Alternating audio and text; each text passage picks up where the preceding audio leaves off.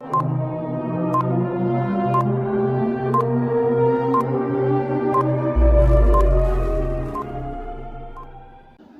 Guys, एक महत्वपूर्ण topic के साथ आप सबों के बीच उपस्थित हुआ हूं और आज का टॉपिक है जैन धर्म एवं तीर्थंकर। जी हाँ, जैन धर्म एवं उसके सभी तीर्थंकर के बारे में आज हम जानेंगे, क्योंकि एग्ज़ाम्स में इससे संबंधित कई सारे प्रश्न होते हैं।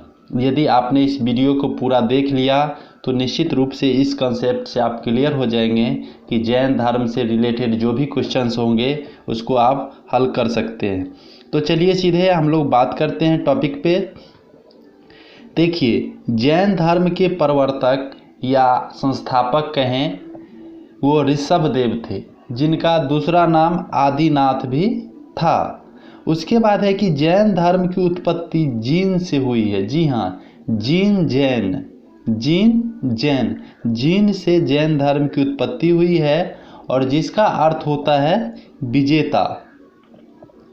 उसके बाद है कि तीर्थंकर क्या है, तो ये होता है कि जो व्यक्ति अन्य व्यक्तियों को मार्ग दिखाता है। मार्ग दिखाने का मतलब उसको सद्गति प्राप्त करने का, उसको नेक राहों पर चलने का जो रास्ता बतलाता है वो तीर्थंकर कहलाता है।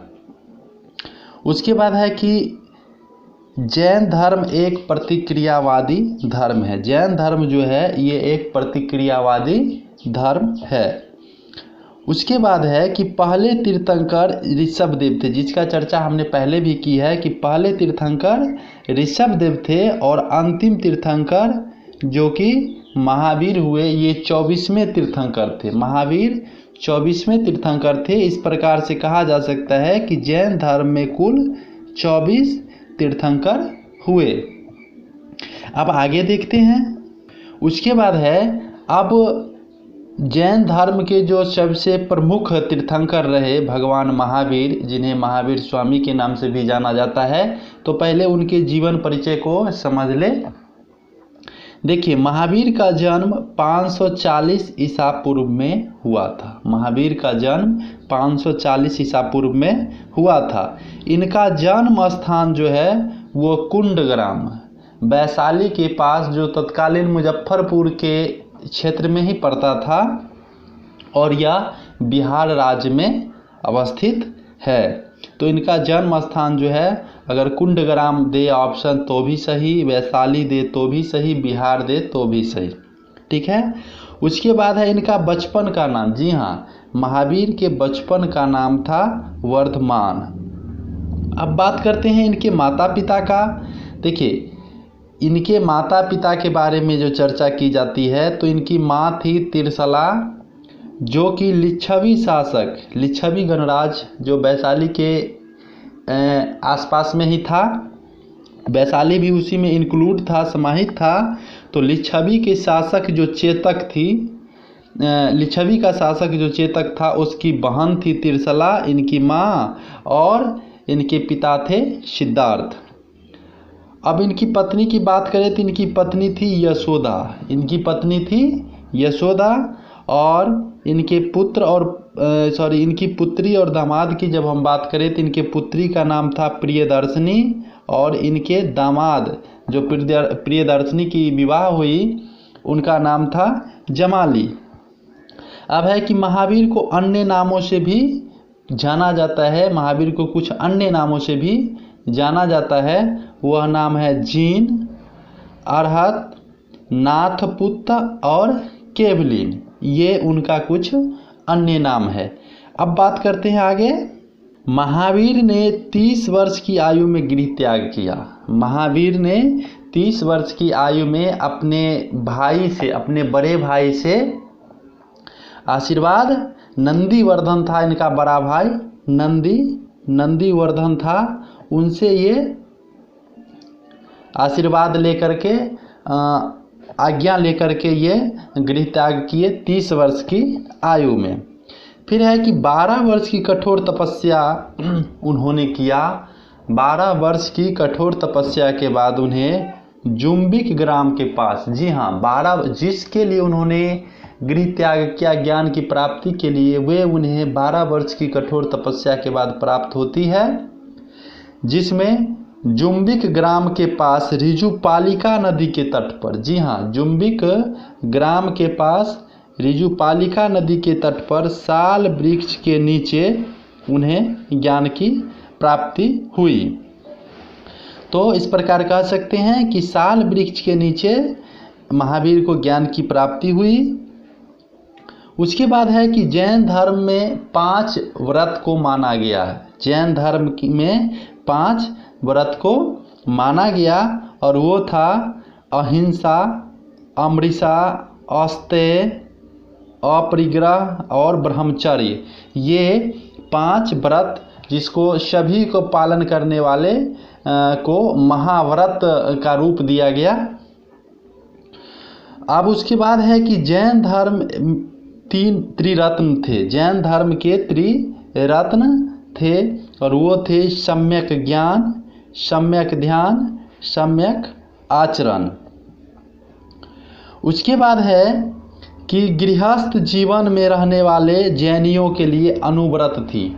जो गृहस्थ जीवन में थे और जैन धर्म के अनुयायी बनना चाहते थे, उनके लिए महाव्रत को संशोधित करके अनुव्रत का रूप दिया गया था, जिसके माध्यम से वो भी जैन धर्म के अनुदेशों पर चल सके और उन्हें कठिनाई भी ना हो।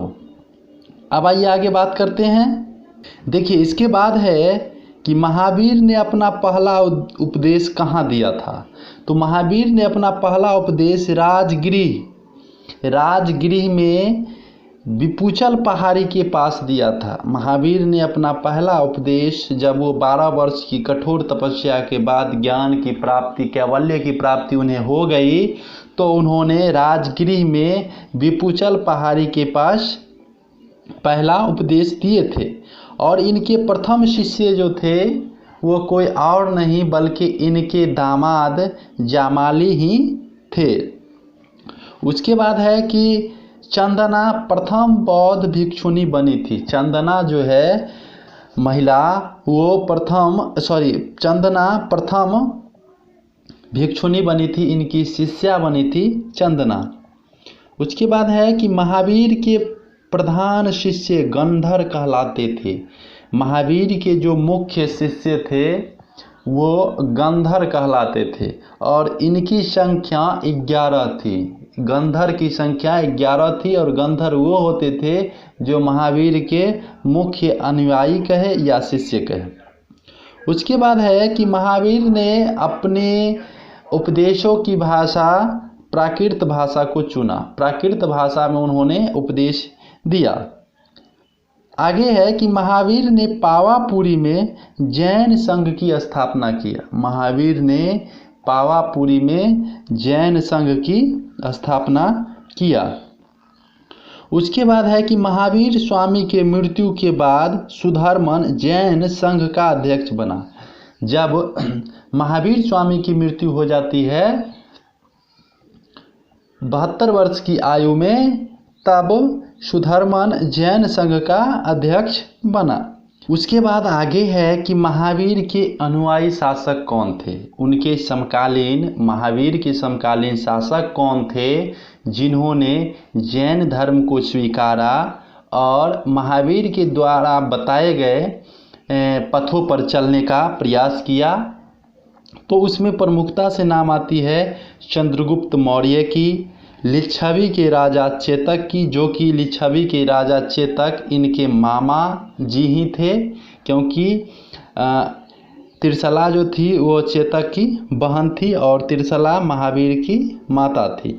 अजात शत्रु थे इनके अनुयायी, कलिंग नरेश खारवेल थे, चंपा नरेश दधिवाहन भी महावीर के अनुयायी शासक में गिने जाते हैं। अब बात करते हैं कि जैन धर्म के विभाजन। जी हाँ, महावीर की मृत्यु के बाद जैन धर्म का विभाजन होता है, और जैन धर्म के विभाजन में 2 रूपों को देखा जाता है। एक रूप होता है भद्रबाहु और दूसरा होता है स्थूलभद्र। भद्रबाहु का संगठन वो था कि जब बताया जाता है कि उस समय एक भीषण अकाल पड़ा था, तो क्या किया भद्रबाहु ने, अपने कुछ अनुयायियों के साथ दक्षिण भारत के श्रवणबेलगोला में चले गए, जबकि कुछ अनुयायी जो थे वो स्थूलभद्र के नेतृत्व में यहीं पर मगध साम्राज्य में ही रह गए। लेकिन बाद में फिर क्या होता है कि समय ठीक हो जाने के बाद जब वही भद्रबाहु पुनः यहाँ आते हैं तो दोनों में वैचारिक मतभेद उत्पन्न हो जाता है, और उसी का परिणाम होता है कि दक्षिण भारत से आए हुए जैनियों को दिगंबर कहा जाने लगा और मगध के जैनियों को श्वेतांबर कहा जाने लगा। तो दो पक्ष हो गए, भद्रबाहु के पक्ष को दिगंबर कहा जाने लगा और स्थूलभद्र के पक्ष को श्वेतांबर कहा जाने लगा। उसके बाद है कि प्रथम जैन संगीति, जी हाँ, प्रथम जैन संगीति पाटलिपुत्र में 300 ईसा पूर्व में आयोजित किया गया। प्रथम जैन संगीति पाटलिपुत्र में 300 ईसा पूर्व में आयोजित किया गया, जिसकी अध्यक्षता स्थूलभद्र ने की थी। जी हाँ, ये श्वेतांबर के जो मानने वाले थे स्थूलभद्र, उन्होंने ही 300 ईसा पूर्व में पाटलिपुत्र में जैन संगीति का आयोजन किया था। उस जैन संगीति के आयोजक राजा जो थे वो थे चंद्रगुप्त मौर्य। चंद्रगुप्त मौर्य के शासनकाल में ही प्रथम जैन संगीति का आयोजन किया गया। उसके बाद है कि जैन धर्म श्वेतांबर और दिगंबर में, जैसा कि हमने ऊपर ही चर्चा कर दी है कि भद्रबाहु का समूह जो था वह दिगंबर कहलाए और स्थूलभद्र वाले श्वेतांबर कहलाए।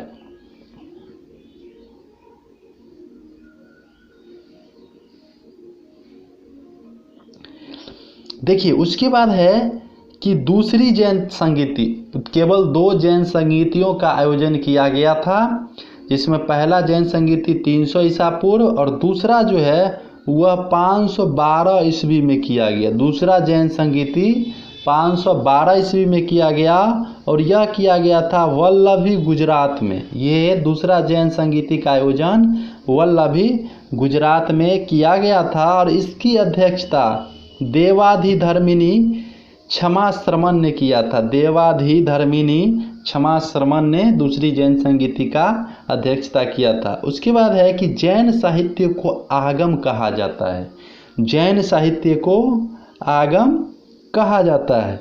उसके बाद है कि भद्रबाहु ने कल्पसूत्र को संस्कृत में संकलित किया। यहाँ कई सारे प्रश्न बन जाते हैं कि कल्पसूत्र की रचना किसने की, तो भद्रबाहु ने।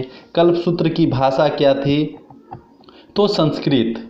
उसके बाद है कि महावीर के जीवन पर प्रकाश भगवती सूत्र में डाला गया। महावीर के जीवन पर प्रकाश भगवती सूत्र में डाला गया है।